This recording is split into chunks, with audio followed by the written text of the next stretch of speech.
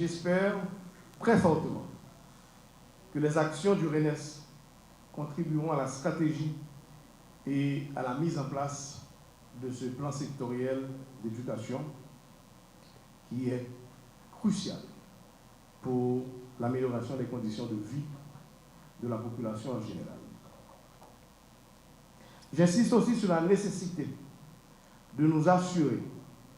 que les plus désavantagés soient les premiers bénéficiaires de ce réseau aussi. En ce sens, les universités publiques haïtiennes ont un rôle majeur à jouer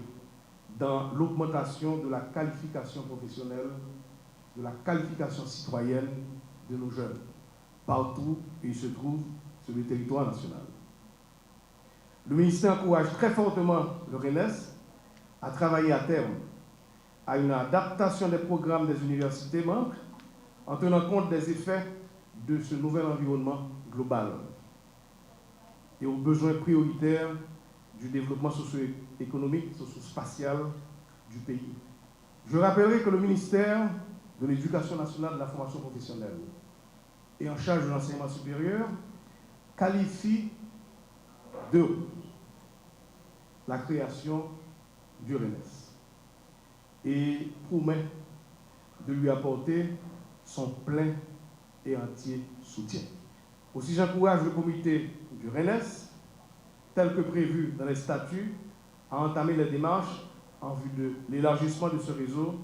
à la participation d'autres établissements d'enseignement supérieur public. Je le redis, le ministère prend l'engagement de mettre à la disposition du RENES les moyens, bien sûr, de la limite de ses propres obligations aussi, comme prévu déjà dans le plan sectoriel 2020-2030, pour la signature